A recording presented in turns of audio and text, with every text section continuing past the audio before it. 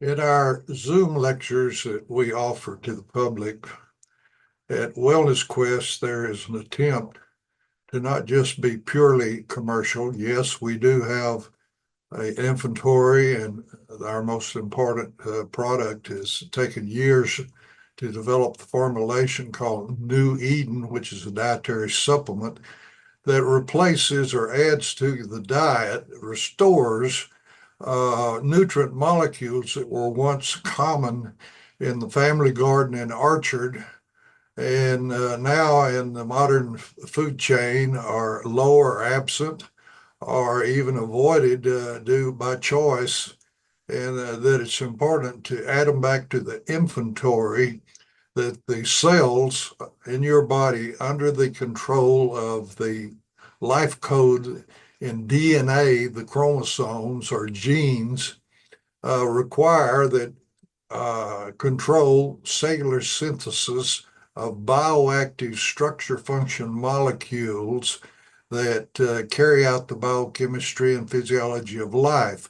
But we also add subjects that are not just a more or less a pitch that we have a dietary supplement available, but what is on the minds of people and what can add to improved health in a general way, just like we tell people that for their general diet, they should follow the wisdom that grandmothers and mothers have had for ages. They have said, if you want to be healthy, eat different colors of fruits and vegetables.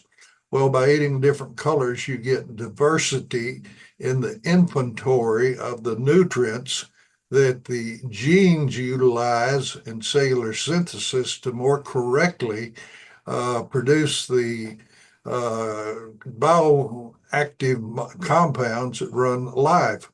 But this one's going to be on part of your lifestyle about the problem of secondhand smoke, which for years it's been well known in the public, due particularly to the activity of the Surgeon General of the United States going over information that smoking tobacco brings molecules in the body that are very toxic and can alter health in a severe manner, particularly causing cancer.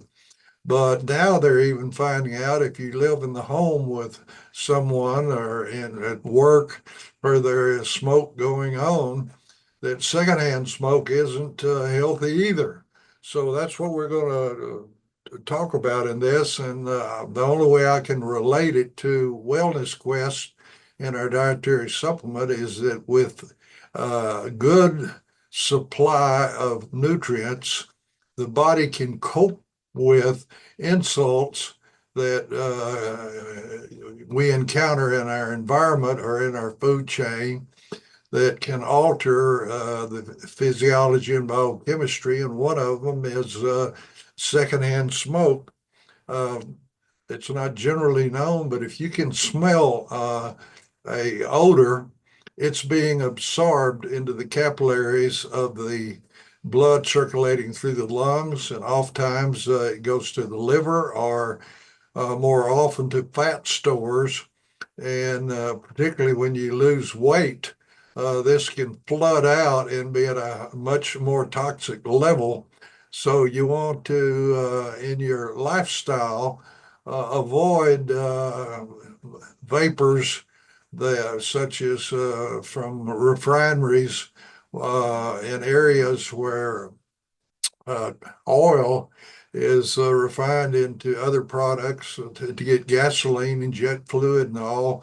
Oftentimes in those cities, you can you know something's going on in the big plants, and you're absorbing that, and it goes to your fat stores. So let's get into this secondhand smoke. Well, I first got involved with smoke as a pathologist in the local hospital, and one of the Seventh-day Adventist churches had a 5-day stop smoking workshop. And so on Thursdays, I had the scientific session, which was to attempt to inform the smokers intellectually that at that time it was thought there were 300 to 400 chemical toxins that the flame in the tobacco releases. Now they know that it's a lot more than that because the sensitivity of instruments to detect volatilized chemicals have improved. Well, we pointed out that if you can smell it, and sometimes even if you don't smell it, it's absorbed in the bronchial capillaries in the lungs, and it's carried to the body, and this creates free radicals. And though you don't possibly know what a free radical is, it's a ion or a molecular structure, small, that has a charge on it, either positive or negative, and the biochemicals that make up the structure of our body have different places on the molecules where they're positive or negative. And if the free radical is negatively charged, it will seek out and bind to the positive site on the structure and the body. And in the cell membranes, this can alter the function of the membranes, but even worse, free radicals can attach to different places on the chromosomes. And the chromosomes that are the DNA in every cell in our body have the instructions of life, and this alters the instructions of life, which we call a mutation. And the worst mutations in the chains of DNA or nucleic acids is when a free radical attaches and the mutation leads to either leukemia, lymphoma, cancer of glandular cells and epithelial cells, or if it's connective tissue, sarcomas. And so that's the worst type of damage. And secondhand smoke can cause mutations in the DNA or genes. And this alters the instructional sentence for how in cellular synthesis, there's a little assembly line in every cell that's ultra microscopic to even detect it, but it takes nutrient molecules under the control of the genes and hooks them together to make structure function molecules of our body. And we want to keep these strenuous types of molecules out of our environment as much as possible, because this can really alter health and cause functional changes in the body. It's even thought that possibly Parkinsonism and Alzheimer's disease can be part of the changes in the chromosomes that are not malignant, but it is a terrible insult to the body's biochemistry. Uh, Now, as I say, the reason we're having this lecture is to be more professional and not just be commercially oriented with what we're trying to present to people to try to improve their health. But if you do optimize your nutrition, you can cope with and neutralize different environmental or trace materials in your food or some of your habits, like burning tobacco and sucking it into your lungs. It's not healthy to burn things and suck it into your lungs. And nutrition is an ancient means, even in the King James Version of the Bible.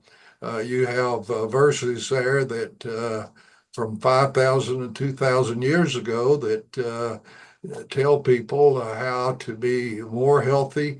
And this also adds to better health and longevity. Now, this many of the things that you do to improve your quality of life and habits, seemingly the sickness industry ignores these, because the more times you're sick and have to go to a professional or have to have toxic drugs, that if they're in patent are very expensive. This is well, the truth of the matter is, many that really look at it, we do not have a health system in the United States of America. We have a sickness industry that profits from poor health. Well, we're trying to improve health in general and to require professionals and pharmaceutical drugs. The less you have to have them, the better you are, particularly in these inflationary times, because the United States has the highest healthcare costs of all nations in the world. The last figures I have from the World Health Organization is about $10,300 per person per year. That's all citizens, and it's rapidly increasing. And when they do surveys periodically, lo and behold, we're number one in expense, but the last figure I have, we were 35th in the quality of life and health status of our people. So that's another reason I'm addressing this secondhand smoke, which is just another thing in lifestyle that you should avoid. So it should be known that the more optimal your nutrition is, it's a path to personal, preventive, and interventional health management. And it is safe, effective, and economical, particularly compared to any of the organized professionals and conventional drugs that are used in our country. Now, it is estimated that secondhand smoke is the cause of death of at least 7,000 citizens yearly in our country. Now, compare that, there are about 10,000 are killed in auto accidents annually, and you may be aware that our people that are designing our highways and all these loops to try to keep cars from encountering other cars at intersections, that these are ways to reduce auto accidents, and they're also trying to figure out ways to use computers to put in the cars that avoid getting involved in accidents. Of these 10,000 are killed in auto accidents, 7,000 are estimated to be due to one of the persons involved is drunk on alcohol. And that's one of the lifestyle things that you shouldn't consume alcohol and then try to drive a car. And that would leave about 3,000 out of 10,000 killed by accidents that are just incident victims of the auto accidents. Well, secondhand smoke, which they say kill about 7,000, is incident to being in the same environment at home or at work, the people that smoke. But some of the people are not killed. They get lung cancer, and there are estimated 41,000 people that get different types of chronic disease that the damage to the lungs and the compounds that are volatilized that are in smoke alter the function of the cells in the body. And a European study estimated that pancreatic cancer, which is very poorly managed because it's so advanced by the time you have any symptoms, is increased. Pancreatic cancer is estimated in Europe to be increased 50% by secondhand smoke.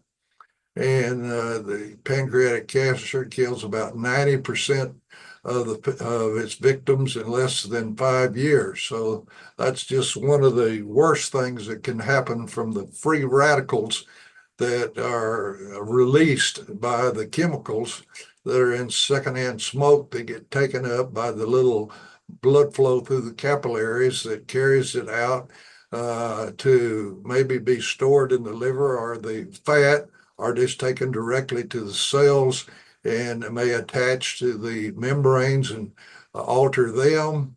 and cause chronic cough and chronic lung disease is a very common problem that can come from this in the short term, but in the long term, it can cause cancers.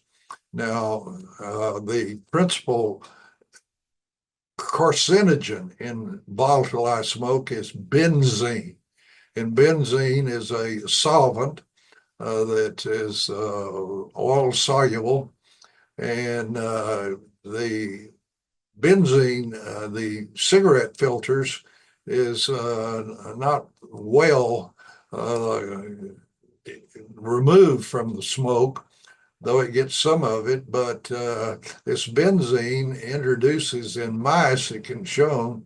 I can remember pictures in the past on many magazines and medical journals showing what placing on the shaved back of mice just the content of the filters on cigarettes or pipes and the squamous cell carcinoma that's induced. Well, it does this type of thing inside the lungs, and this is a real problem. But it might be that you could say that those that get cancer and die in a hurry are somewhat better off than those that get chronic obstructive pulmonary disease, which is shortened to say COPD, chronic obstructive pulmonary disease. And these people, they tell me it's like taking a wet wash rag and putting it over your face and trying to breathe through it. You can't get a full breath. And to spend years like that is a terrible price to pay for direct smoking or secondhand smoke. But the disability from chronic pulmonary disease is high in the U.S. population because even though there's a decrease in numbers of people that are smoking cigarettes, and particularly reduced in younger people smoking cigarettes, that this is a terrible disease that you don't end your misery as rapidly as you do if you get cancer. It goes on for years. Well, at that point, we will try to divide this presentation because the attention span for people is so short and they have many other things to do. But for the next part of this segment on secondhand smoke, we have already presented the problems that it presents in acute and chronic exposure to secondhand smoke. So we'll go to the first slide. That how can you prevent damage from secondhand smoke? Well, the Johns Hopkins Medical Center reported that the sulforaphane in cruciferous vegetables detoxifies benzene. This was a study done in 1992 because this was part of the Surgeon General's very active campaign against smoking to reduce it in the United States. And that this sulforaphane is effective against not only lung cancer, but you remember that European study from the first segment that pancreatic cancer is increased 50% by secondhand smoke.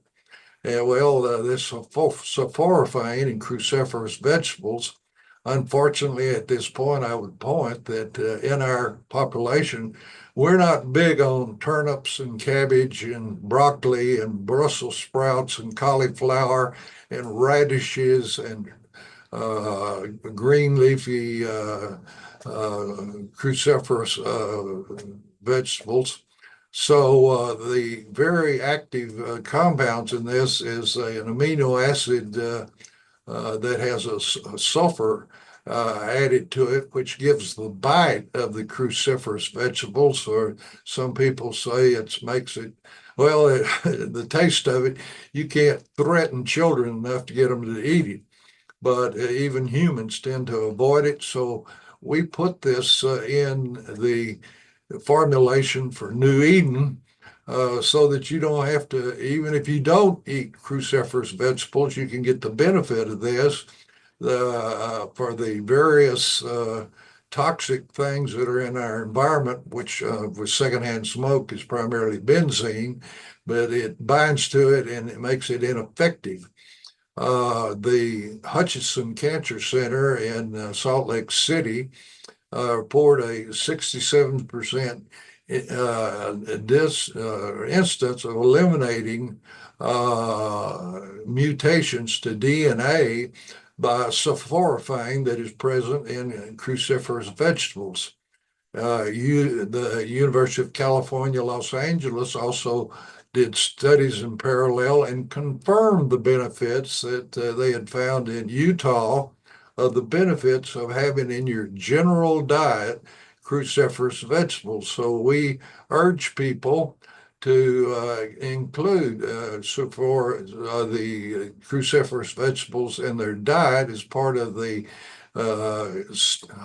lifestyle and dietary choices of the general diet, which we like to tell people to eat numerous different kinds of fruits and vegetables, and also berries and nuts. These all contain molecules that are nutrients that add to the inventory of what's available in the fluid in the cells and in the interstitial fluids between cells that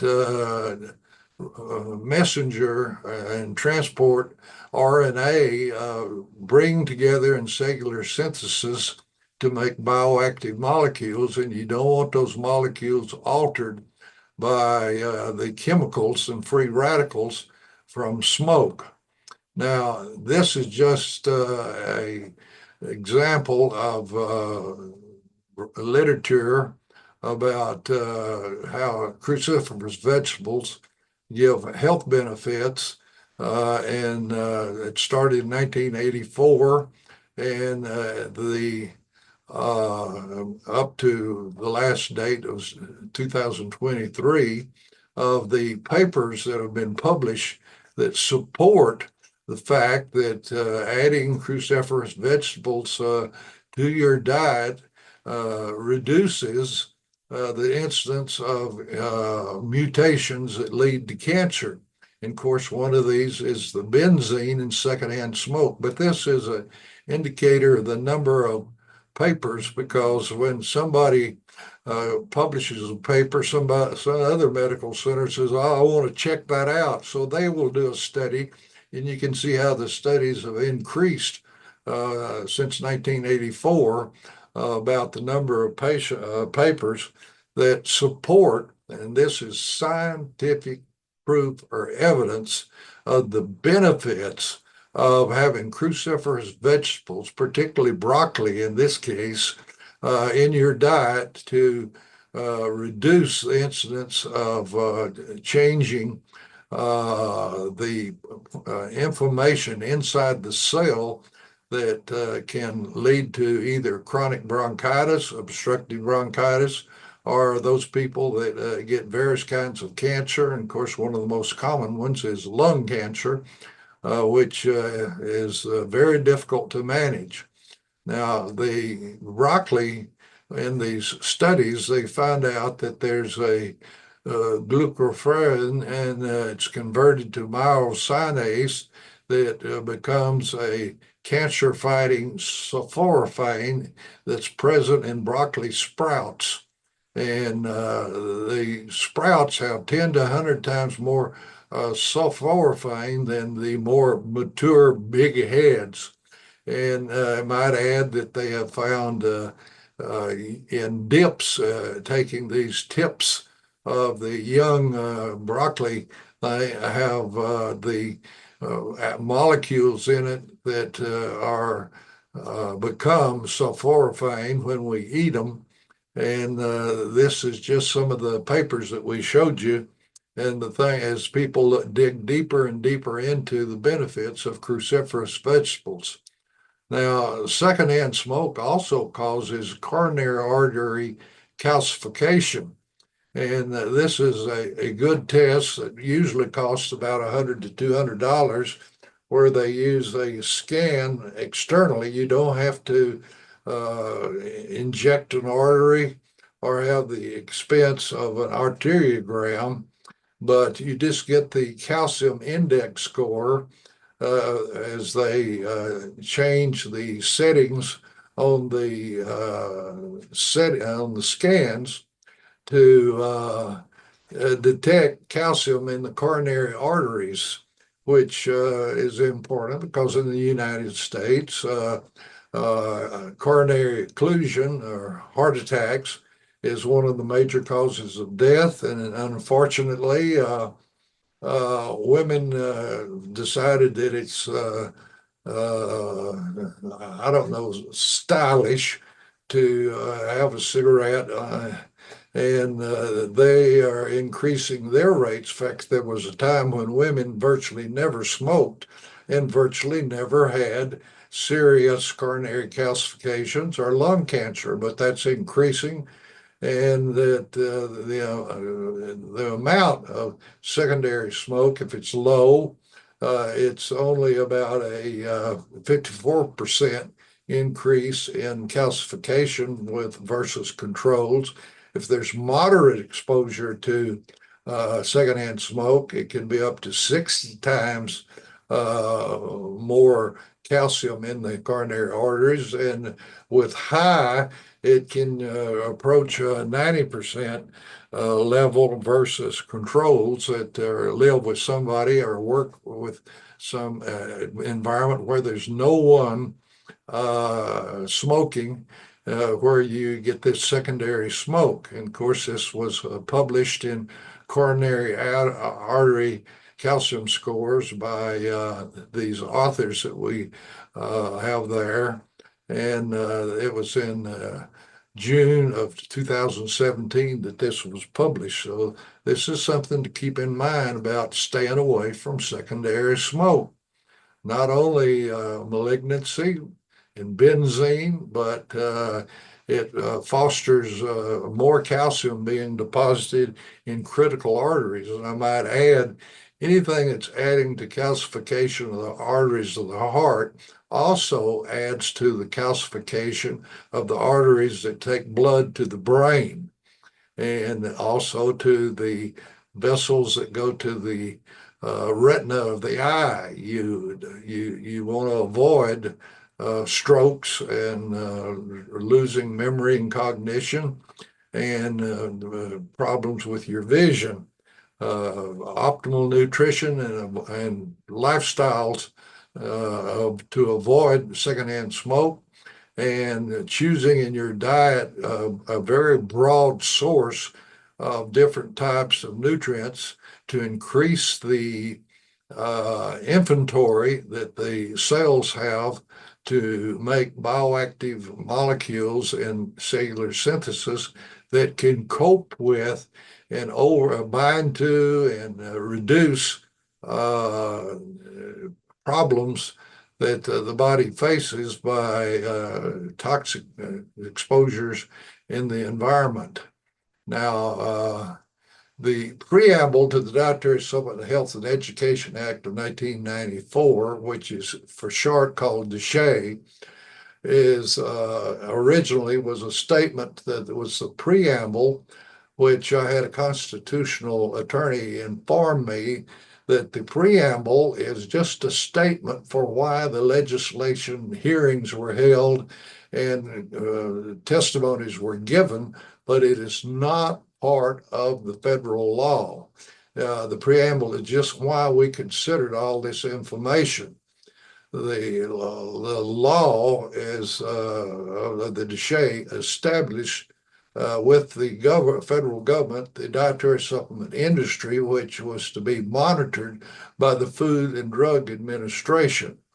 Now, in this original copies of this law that went out, and I know about the original copies because I had a physician friend in another state that was practicing pediatrics and very heavily with nutrition, being optimized with these children, and we're getting incredible benefits to the point that people from all over the world that had failed to get benefit for their children with conventional drugs and conventional medicine were getting a benefit.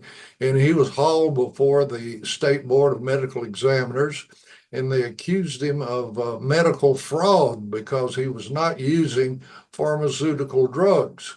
Well, that's importance about what the statement is in the preamble, particularly initial one. The first sentence says science and medicine has determined that optimal nutrition is essential for good health, to prevent disease, and to restore health. And of course, we've tried to emphasize this and this subject of secondhand smoke being deleterious to the body's health. And many people having read this, I might add that this is so potent that now, if you ask for a copy in the preamble to this law, you'll find this statement is spread over about 3 pages.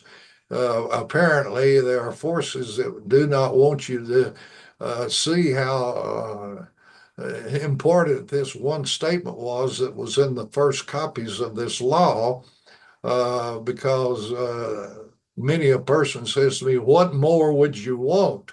Well, I can answer that right quickly as saying you would like it to be embedded into the law, because the DeShay law in the labeling section states that only an FDA-approved pharmaceutical drug can treat, well, or I should say represent or claim to treat, cure, or ameliorate or correct an abnormal health condition.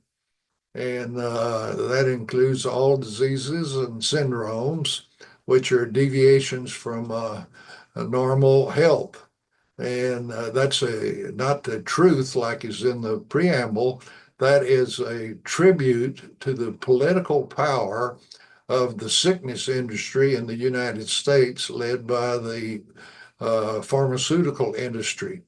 But currently, there's a very interesting phenomena going on that the National Geographic Society, starting the year 2000, gave 5 grants to Dan Buettner to look for places on Earth where there is longevity and in good health with the people. And they found a number of these, the first being in the island of Sardinia, just west of Italy.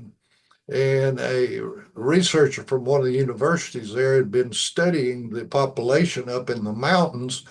And he told Dan Buettner, you just can't believe how blue the sky is up here.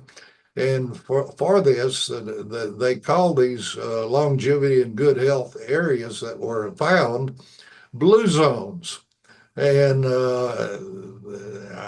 just today on my email, I found out that someone has written an essay attacking National Geographic's efforts to inform the public about the common denominators that they find in all these blue zones, which is to optimize the diet, number one, and that it is high in plant sources of nutrition and low in red meat. Apparently the fish and some of the pork that is in stews that is cooked until it can't even be identified as meat with overheating and reheating, that these are common denominators with combined not only with a plant-based diet, but with activity, which in these blue zones is just natural, because most of these blue zones have reduced electricity and very few motors. And if you go anywhere, you walk. Many of them are involved in fishing or herding animals that are in their environment in these areas that are islands or isolated peninsulas, where French fried franchises that have not invaded because there's a sparse environment. And nearly all these people in the blue zones have a personal garden. Well, anyway, this essay I received just this very day was attacking this, trying to punch holes in it. And I'm sure either some force that is the lobbyists for the meat industries have paid this person to write this, or even the International Pharmaceutical Association, because very few things happen without some economic incentive to do it. But I think the National Geographic Blue Zone data, if people will pay attention to it, they've had two sections in their journal. It goes to every library. About twice a week, I get on my computer an email about the benefits of the blue zones. They have published 5 books, and they have their own TV station. So there is a significant impetus from the National Geographic Society to inform the public of the importance of plant-based diets and exercise, which is not only diet but also lifestyle, how important they are. And Dan Buettner has written a book himself, and he really stresses the importance of finding a purpose in life. He basically says in the common population zones, you will not follow through for a long haul on altering your diet and to exercise properly on a regular basis unless you have a purpose in life that stimulates you intellectually to do these common denominators of the blue zones. So this blue zone diet and exercise also is a way to neutralize the toxic influence of secondhand smoke. So with that, we end this series of the damage secondhand smoke gives to our body's biochemistry and physiology, and we can have a longer, healthier life with proper nutrition and exercise and avoiding noxious volatilized chemicals that are so prevalent in smoking and in secondhand smoke and in living in areas where industry is producing these products volatilized in the air, which you absorb a little bit of it, especially if you can smell it, and even can absorb it if it's at such a low level that it accumulates in the fat stores or in the liver or in the cells. And this all should be avoided. Thank you very much for this, your attention, and I hope that you will take this to heart and utilize this information along with more comprehensive nutrition that we make possible by adding New Eden to your diet, where you increase the inventory of nutrients for cellular synthesis that goes on in your cells to produce the compounds that conduct or make life possible. Thank you.